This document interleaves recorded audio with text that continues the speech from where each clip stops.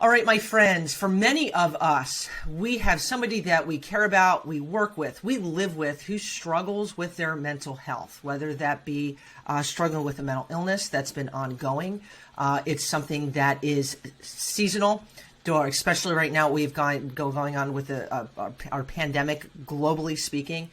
Mental illness or mental wellness impacts so many of us. What we often don't talk about is how do we approach, how do we dialogue, how do we work with and love the people that we care and are compassionate for in our lives.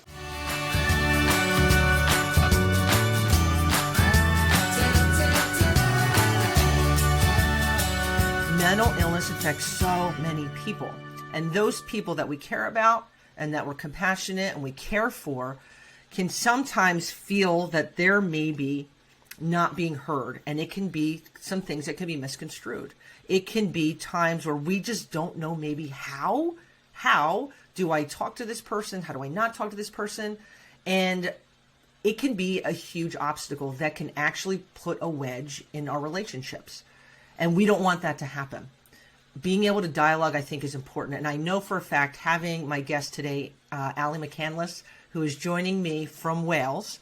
What are your thoughts? Because we've talked kind of extensively, especially over the past month or so, how when we try to go about our everyday lives and you struggle with your mental health, right? You struggle with a mental illness, how sometimes people simply do not know how to talk to you, how to approach somebody who struggles, and how that can really hurt hearts, cause people to just feel rejected or have people feel like, am I just not good enough? And how do we change that conversation a little bit? I kind of want to get your thoughts a little bit with that. I think the reason why people kind of struggle with approaching the whole area of mental health issues and everything that comes under that, whether it's depression, bipolar, whatever, is because they don't understand it. And I think sometimes that in not understanding it, they then feel like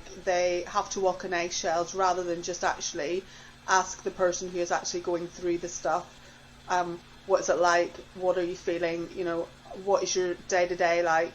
I think there's like a fear, and I think like mental illness, like that word mental, like you kind of think, oh, if I've got depression, then that's a mental illness. So like I'm mental, am I kind of like, do I need to be locked up somewhere? Do I need to, and I think there's that stigma, and it's really what society has placed upon it really, where it's a negative thing. It's easy to talk about when we break our leg, but when we talk about mental health issues, we kind of think that people somehow lose their brain. And I think it's down to a little bit of ignorance and lack of understanding. And I think that's a big one that you had said, asking questions. We can, when we're uncomfortable, it actually makes things, I think, escalate with discomfort, where it's that walking around eggshells, where simply just asking a question, or I'll say even hopping on Google, right, and researching, what is this? What is depression really? What is schizophrenia really? Like breaking it down. And I think when we take that step forward to try to understand, I believe it kind of paves the way a little bit more for a deeper sense of empathy, and saying like these certain situations, right, don't define you, right? It might be like depression is a part of who you are, but it doesn't define who you are. And those questions and allowing that person to be viewed as a person and not as an illness, I think is massive, massive, massive. And also sometimes, whether it's somebody in your home, somebody that that you have in your family, extended family, work with, your neighborhood, that we can make assumptions of thinking we know more than we actually know. Yeah, I think that sometimes we kind of don't want to ask the questions because we don't really know how to help somebody. I think the big thing is that realizing that you're not the person's therapist, you're not a professional person that can help them if they need professional help, because not everybody who struggles with depression or some lower, milder, I don't want to put them into different categories, not everybody needs to seek professional help, and I think it's it's as simple as you just saying, I'm here, I'm listening to you, you know, what's going on. And I have that open dialogue with a lot of my friends, where when we face difficult things together, or, you know, in our lives, we don't really know what to say, or we don't have the answers, because a lot of the time we won't have the answers, because unless you're in that person's body and in that person's mind, you won't know what they're going through. You could have gone through the same as what they've gone through, but still your experience is different.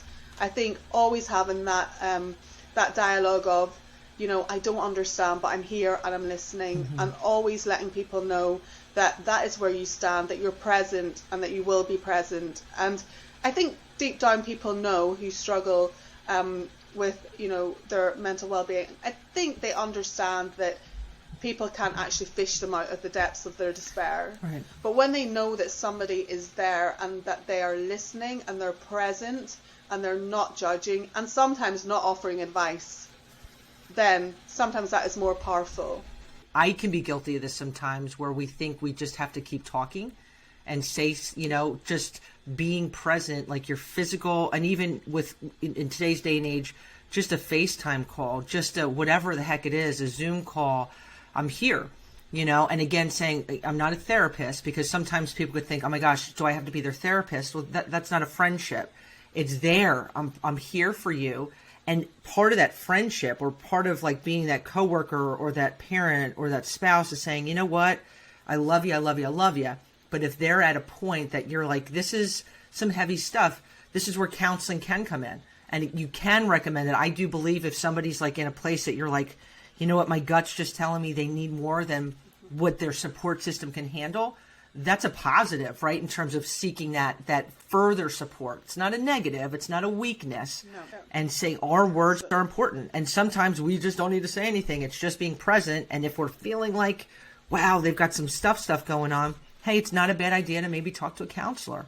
And I think our verbiage is so important for us not to get to a point where, like, you know, you're broken, or you're mental, or you're crazy. These words that are just toxic and debilitating. You know, sometimes letting people know that are around you when somebody's suffering, you know, with their mental health or mental illness, that sometimes they space is okay.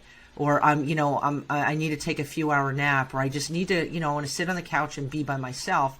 It's easy to kind of take that personally, like, what am I doing wrong? Or why do they need space? Or what did it's not about it's about that individual. So it is a careful balance, but like, I do believe some people, for their mental wellness, you know, I'm suffering from depression, and right now, to refill my cup, I just need to chill a little bit. I'll take your phone calls in a day or so. But where it's not like on the other end, like, I'm not a good enough friend, or I'm not this. Sometimes it's being able to understand that person who's hurting just needs a little bit of space. So I think we definitely have to allow people to have space, that when they need time on their own, or they need time to kind of do their own thing, that is okay. But also trying to see if that becomes more, then that's the kind of red light. Yeah. And it's also okay, I think, kind of a breadcrumb trail. You can tell me your thoughts, where, you know, Susie just needs a few hours or a few days, but it doesn't mean you have to disconnect communication. Sending a text or an encouraging email, you know, there's times I've sent people, you know, just a funny, you know, picture or something, you know, just to like evoke a little bit of lighten things, or just let them know I'm here. That's it. And I think, as somebody who has suffered with this, it's definitely, for me, like, part of my life. I want to be intentional with the people around me, to actually, even if they look okay, to ask that question, are you okay? And not just take the answer of, yeah, I'm fine, and try and go a little bit deeper. I think it's about trying to have deeper relationships and connections with people that actually come off the surface of, are you okay? Because most of the time people who are suffering will say they're okay when they're not. And I think that message for everybody, just to continue to reiterate, is that it's okay to not be okay. We can very easily put on this facade, right? Of just like, I'm okay. And, it's okay. Letting that kind of little flag say, it's okay to say you're not okay. And then where do we go from here? Or whatever it is. I believe when we allow ourselves to say, well, they're not being lazy, right? They're just hurting and suffering right now. Let's step up. Instead of judging. It's community and coming together and letting people feel supported, less judged, and less alone.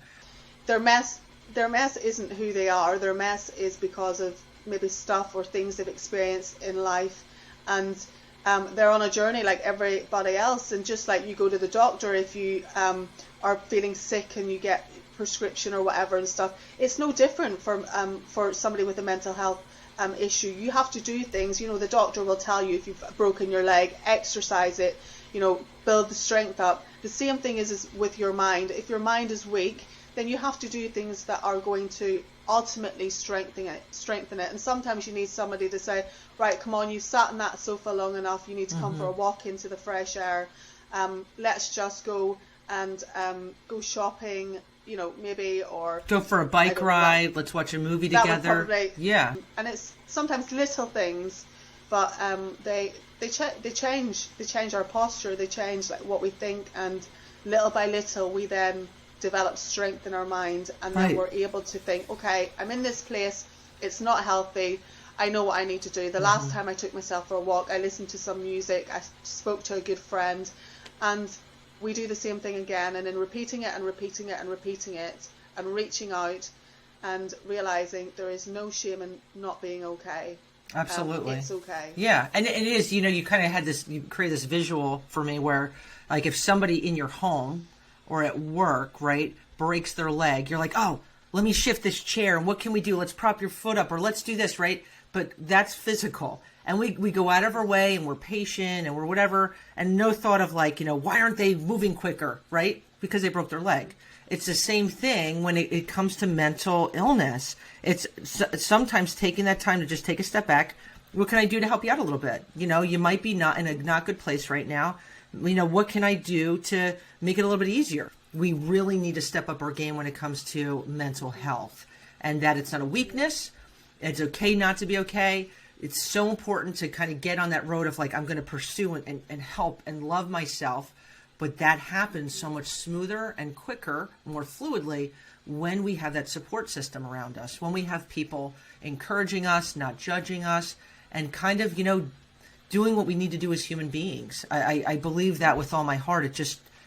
It can change someone's life in the most beautiful of ways, but it could also have massive implications when we go about it in the wrong way. If we're tiptoeing all the time, we don't want to talk about it, we're keeping our distance, we're judging, let's not, these are people's hearts and minds. And so this is where, having you on today, it's such an important topic that we need to be talking about. How do we support? How do we, gather, and how do we do better when it comes to the people around us, when it comes to mental health and mental illness? I think ultimately, we're all human beings. We all have flaws. And I would just say, whether you're struggling with mental illness or whether you're supporting somebody who is, or you don't know how to, is just be kind. Be kind to yourself, one. And for those who are supporting those that they don't really know what to do, and maybe they feel a little bit overwhelmed by it, just show them kindness. Just show them love. Just listen. Just be there. That's it. That's enough. And that is enough. And those things have the ability, and we see, we talk about, I can change the world with my own two hands. That's where it starts. That empathy, that kindness, and just being present. I hope you enjoyed today's episode. If you have not already, I don't know why you haven't, be sure to subscribe to the Goodness Chick YouTube channel and follow the Goodness Chick podcast. And as we go about our day, my friends, as always, wishing you an abundance of peace, love, and goodness.